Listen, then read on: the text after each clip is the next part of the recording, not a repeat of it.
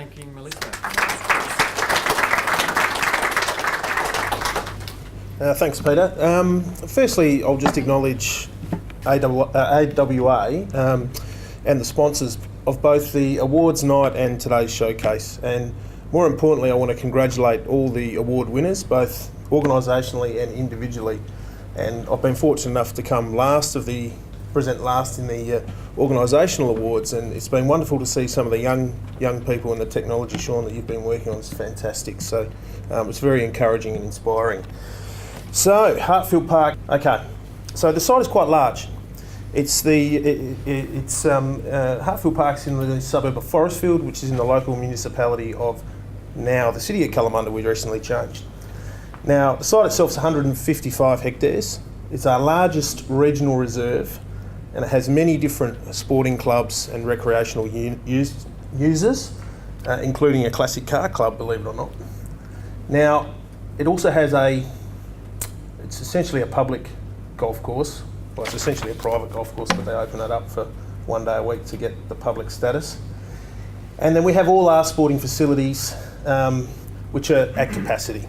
So that site, in terms of groundwater use at that site pulls out close to 0.5 gigalitre a year. So 500 million litres are coming out of that site, predominantly from the Leederville Aquifer. So it's a high water use site for one reserve. I know it's large, but there's a lot of water coming out of the ground.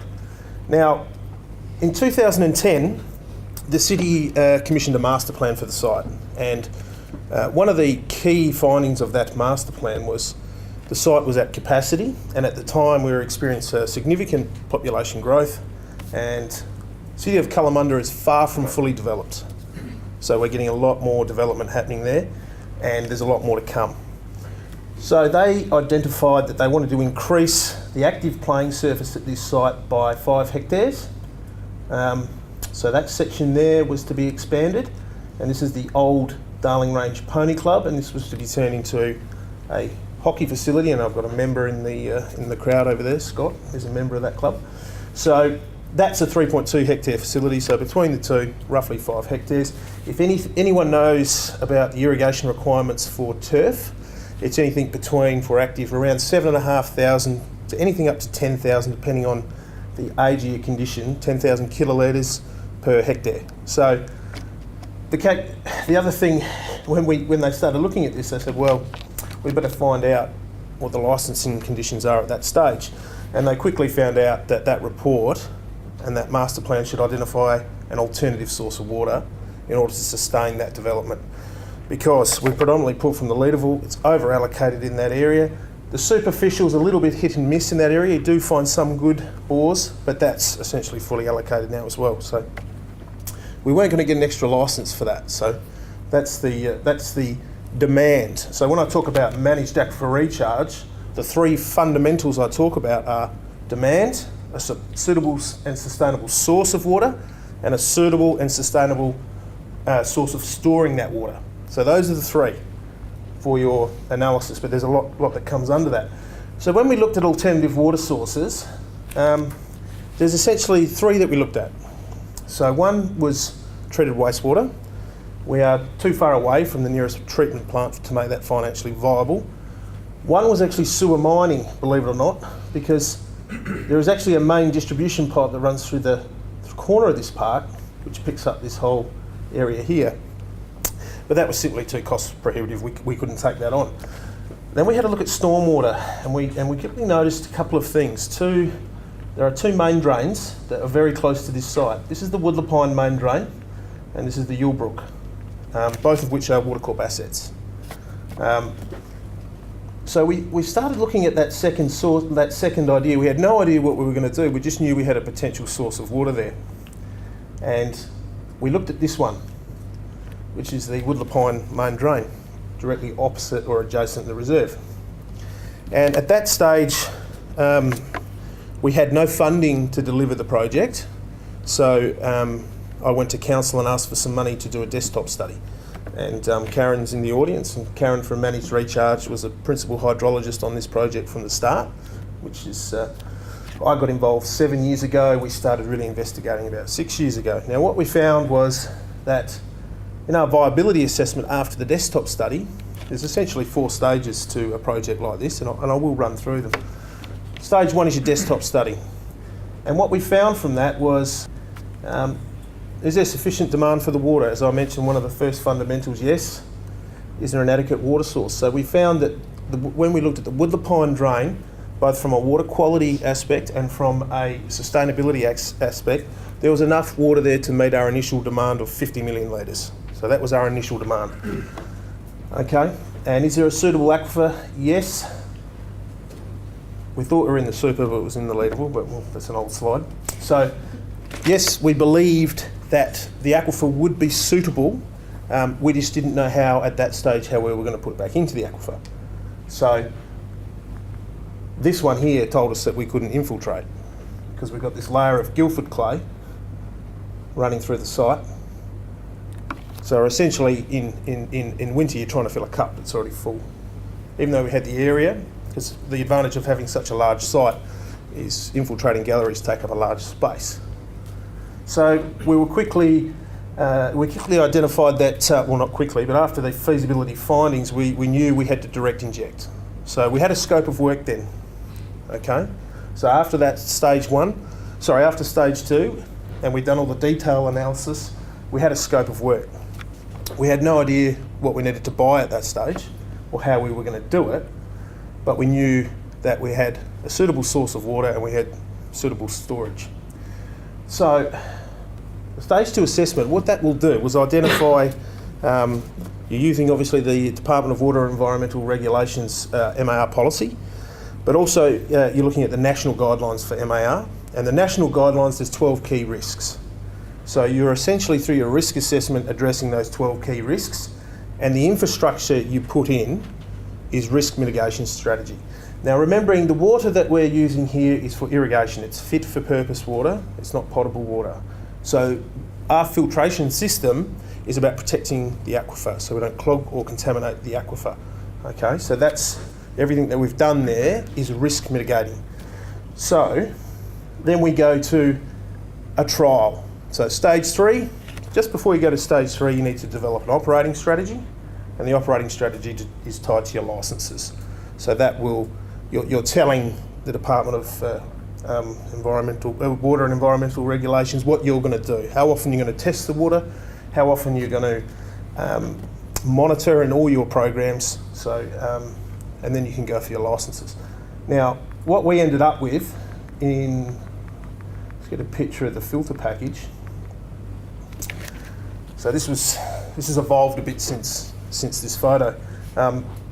Basically, we ended up with a staged filter package. So this is actually the Woodland Pine Brook. Now it's not concrete lined for the entire length of the brook. There's a small section which is concrete lined. This is where we pull the water out. Everything we do in the drain, we can't put an impenetrable barrier to the drain. So we can't affect how that drain flows. So everything is hidden. So we have a silt trap here. We have a hidden, a sealed secondary liner here, and then we have a line coming to a wet well. And that's basically, it's all buried, you don't really see anything. And that delivers water to the filter package at the required minimum KPA for the filters to perform their backwashes. We have stage filtration here. So this is the first stage. This is called a hydrocycle filter, and it will take water down to 70 micron.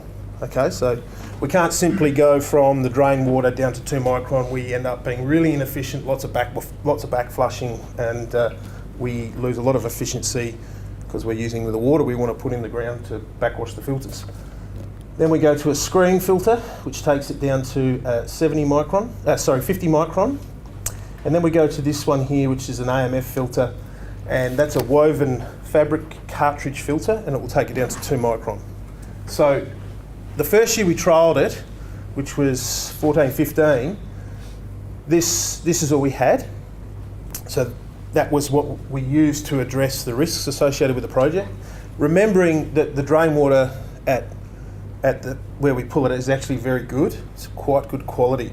And we know this because this particular filter here, when it comes from the factory, it's set at a default setting to back flush every 8 hours.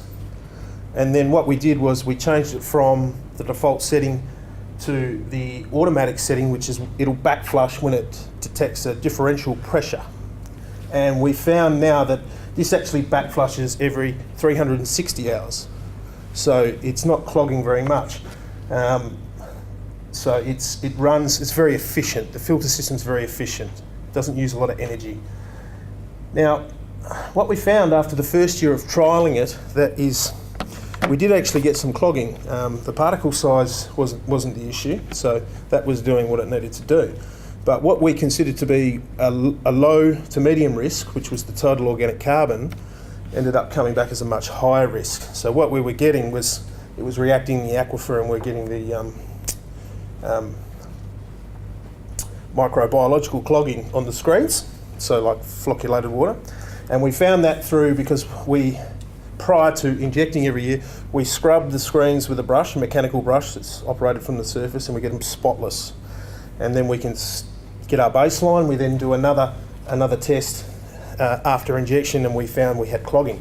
So the following year, we put in activated carbon to deal with the total organic carbon.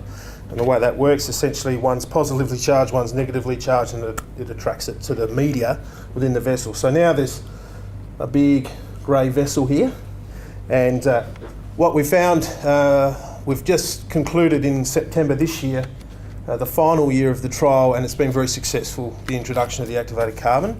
So the reduction in activated carbon, we haven't had any clogging, so which is excellent. Now, in terms of where we take this, we've had a trial which we identified 6 litres a second was our trial rate, and potentially our full scheme is 30 litres a second. So that'll give us around 200 million litres, which will offset the entire water use for that site. Sorry, that threw me off. So this has become a great demonstration site for anyone who's interested in MAR using stormwater and direct injection. If I had another half an hour, I could talk to you about how the actual injection valve works, because from my perspective, in running this for 7 years, the injection valve is the most important part of this infrastructure. It's very, very important, because we can't get any air into the aquifer, so you need to have some pretty good technology to overcome that. In terms of the exposure that it's brought, we regularly have busloads of people coming out. We have had international visitors. We've had government of people come out from Canberra. The Premier then, which was the previous Premier, he opened the site. And I should acknowledge that when we started the project, the studies were funded by the City of Kalamunda for around $100,000, which was a challenge 7 years ago to stand in front of council and say, I want some money for some R&D, but I think it's really important, and local governments should be playing a big part of that. But the actual project was funded by the state government, because we actually got an election promise in Forestfield when the previous Liberal government got in. It's a marginal seat, so we got $6 million to implement the entire project. We allocated $1 million to this project, and we spent about $600,000. So if we go to full scheme, it'll be around $1 million.